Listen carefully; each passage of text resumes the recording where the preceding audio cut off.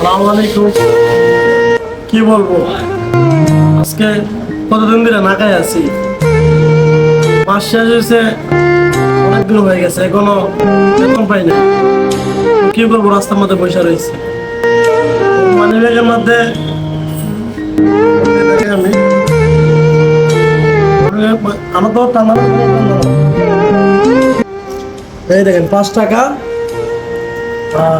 আর কিছু দেখেন, আর 1 টাকা কিছু পয়সা আছে। এই সারাদিন না খাই, রাত্রে এই 10 টাকা আছেন, এখন 2 টাকা খাইলাম। আবার কালকে খাওয়ার জন্য এই 5 টাকা আর 3 টাকা আছে।